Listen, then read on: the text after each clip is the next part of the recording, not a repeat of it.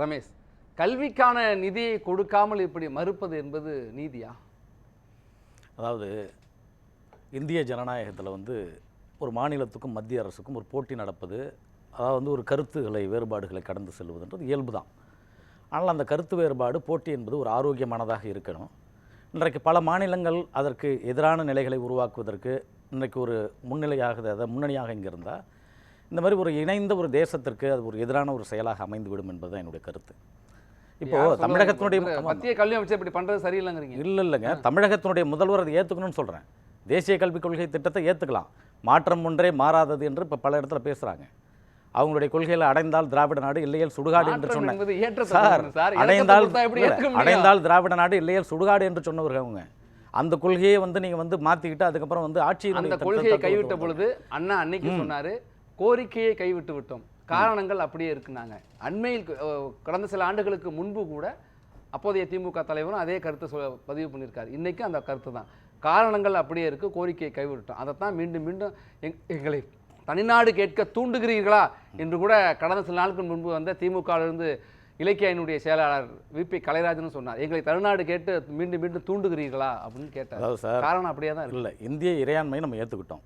நீங்க மீண்டும் பிரிவினைவாதம் பேசுவதில் இது அர்த்தமே இல்லை. இந்திய இறையாண்மை ஏற்றுக்கொண்ட ஒரு மாநிலத்தை, இந்திய இறையாண்மை ஏற்றுக்கொண்ட ஒரு மாநிலத்தை இந்திய இறையாண்மையோடு நடைபெறுவதற்கு நீங்க ஒத்துழைக்கிறீங்களா? நீங்களே விட்டுவிடக் கூடாது இல்ல? அதான் சொன்ன மாற்றம் ஒன்றே மாறாதுன்னு எதுக்கு சொன்னா, நீங்கள் 1968 ஒரு கல்வியினுடைய தேசிய கல்வி திட்டம், அதுக்கப்புறம் பார்த்தீங்கன்னா ஒரு 76 ஒரு அமெண்ட்மெண்ட்டு, அப்புறம் பார்த்தீங்கன்னா 86 கிட்டத்தட்ட அப்புறம் ராஜீவ்காந்தி அவர்கள் இருக்கக்குள்ளே கொண்டு வந்தாங்க.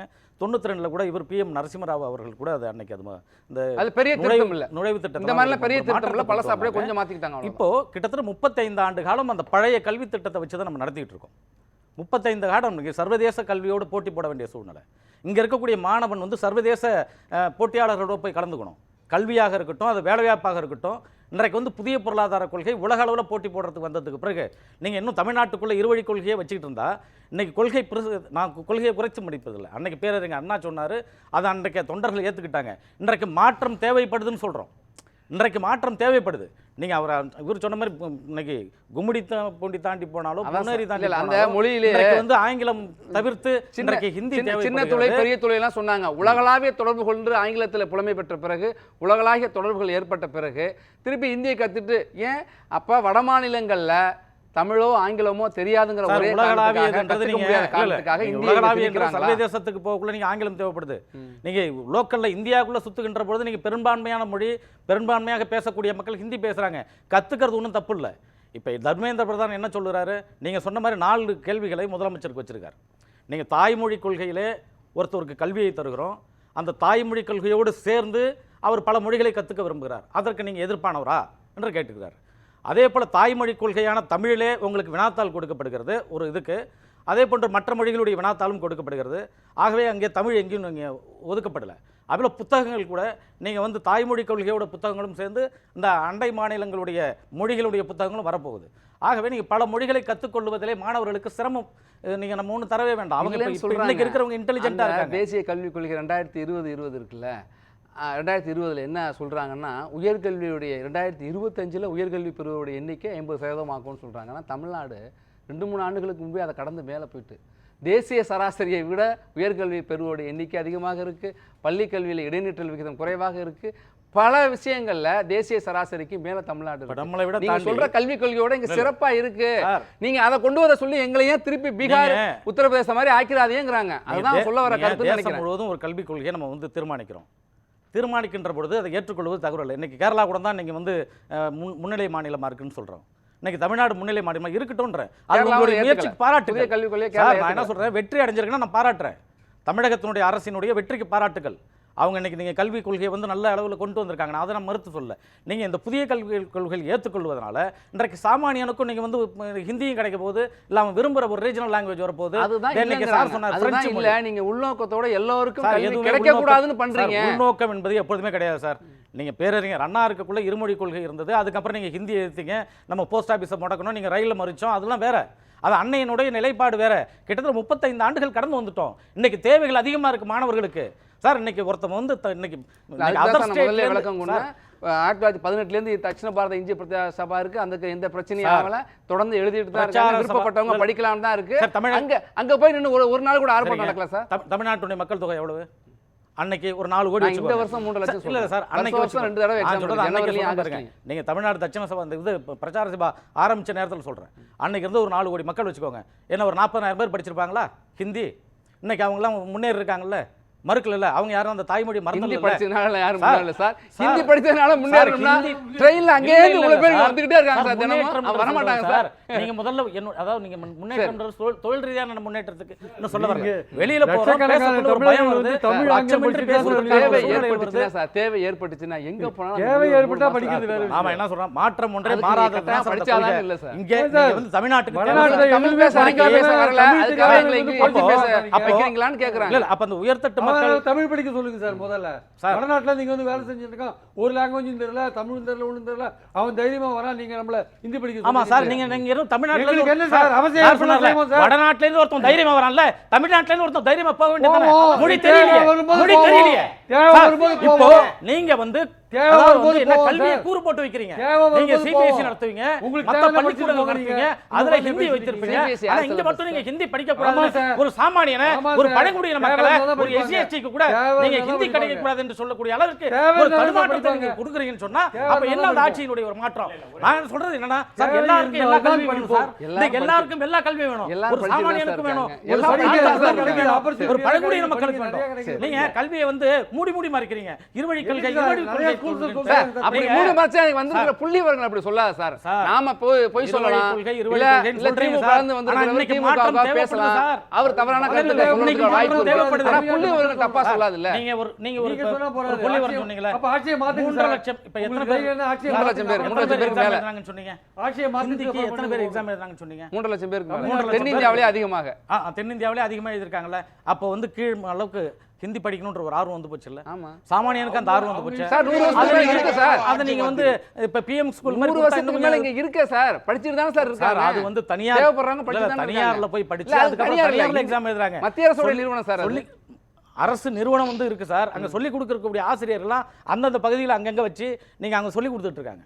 அது ஒவ்வொரு பாடத்திட்டமாக இருக்குது, ஒரு 5 முறை பாடத்திட்டமாக பிரிக்கப்பட்டிருக்கு. அதில் எம்ஏ வரைக்கும் வச்சுருக்காங்க, பிஏ எம்ஏன்னு சொல்லிட்டு. தனிப்பட்ட முறையில் இதுக்காக அவங்களுடைய பேரண்ட்டுக்கு முயற்சி எடுத்து அந்த பெற்றோர்கள் கொண்டு போய் அவங்கள படிக்க வச்சு எக்ஸாம் எழுத வைக்கிறாங்க சார். விருப்பம் தான் எத்தனை மொழிகள் வேணாலும் படிக்கலாம் சார். நாளைக்கு புதிய ஒரு மொழி தோன்றாங்க சார், அதுக்கான வாய்ப்புகள் இங்க இருக்கு சார். அது படிக்கணுங்கிறதா ஏற்புடையதல்னு சொல்றாங்க. சாமானியர்கள் படிக்கட்டுமே சார். நான் அவர் செல்வத்திட்டையும் கேட்டேன், நீங்களாவது சொல்லுங்க.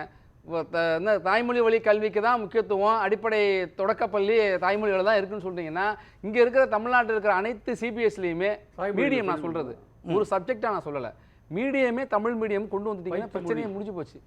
நிறைய சிபிஎஸ்சி தான் மாறிட்டு இருக்காங்கல்ல. சிபிஎஸ்சி ஸ்கூல்ல தமிழ் மீடியம், தமிழ்நாட்டுல தமிழ் மீடியம் தான். அந்த சிபிஎஸ்சி கூட பெரும்பான்மையாக நடத்துறது யாரு? யார் நடத்துறாங்க? ஆளுங்கட்சிக்காரங்க தான் நடத்துறாங்க. சிலபஸ் ஒண்ணுதானே. ஆளுங்கட்சிகள் இல்ல இல்ல தமிழ்நாட்டுல காங்கிரஸ்காரங்க நடத்துறாங்க. உங்களுடைய sunshine school, sunshine school Udhayanidhi school யாரு? உதயநிதி ஸ்கூல் யாரு சார்? இப்போ உங்க விளையாட்டுத்துறை அமைச்சர் யார் சார்? எங்க யார் அதிகமா நடத்துறாங்கங்கறது விட்டுருங்க. சாதாரண நடத்துற பள்ளியோட சிலபஸ் பாடத்திட்ட மேம்பாட்டுடைய பேசி. அண்ணா யாருங்க? சாதாரண ஆளுங்க சார். அதாவது சரி இங்க பாருங்க, அவர் சொல்றது நான் முற்றிலும் நான் வந்து வேறுபடுறேன். நீங்க பெரும்பான்மையானவர்கள் திமுக காரங்க நடத்துறாங்க. சன்ஷைன் இல்ல இல்ல இல்ல, நீங்க சார் நீங்க புள்ளி வரத கொடுங்க சார். சரி, அது புள்ளி வரத கொடுங்க சார்.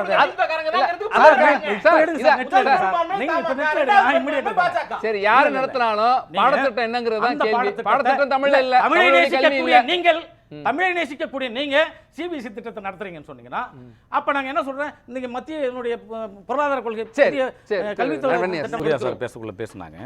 அதாவது நாங்க வந்து அந்த காலத்திலேயே தேசிய கல்விக் கொள்கையில ஏத்துக்கல, அதெல்லாம் நாங்க முரண்பட்டோம். நாங்கள் அதில் வந்து எந்த காலத்துலையும் ஏற்றுக்கொள்ள இருமொழி கொள்கையில் இருந்தோம். இந்த அளவுக்கு மிரட்டலா? ஆமாம் இருந்தது. என்னன்னா அன்னைக்கு வந்து இவங்களெல்லாம் ஒத்துக்காதனால நவோதயா ஸ்கூல் இங்கே வந்தது. சென்ட்ரல் கவர்மெண்ட்டாக ஸ்ட்ரைட்டாக கொண்டு வந்து அவங்களே இன்வெஸ்ட் பண்ணாங்க. அப்போது நம்ம அன்றைக்கி ஒத்துருந்தா தமிழ் வழி கொள்கையை அவங்க முடிச்சா அதுலேயும் இணைச்சிருப்பாங்க. அன்றைக்கி ஒத்துக்கல. அதனால் அவங்க என்ன செஞ்சிட்டாங்க, ஹிந்தி, சமஸ்கிருதம், கட்டாயப்படமா தமிழ் வைக்கல. இல்ல, நான் சொல்றது அன்னைய கேந்திர காலகட்டத்தில் வித்யாலயா. கேந்திர வித்யாலயா தான் சார், கேந்திர நவோதயா கேந்திர வித்யாலயாவை வித்யாலயா நம்ம தான் சார். எதிர்க்கல. கேந்திர வித்யாலயா மத்திய அரசுடைய ஒன்றிய அரசுடைய மத்திய அரசு பள்ளி. அது வந்து இல்ல நவோதயா வித்யாலயம் கேந்திர வித்யாலயம் குழப்பாதீங்க. நான் சொல்லிடுறேன் ஒரு நிமிஷம்.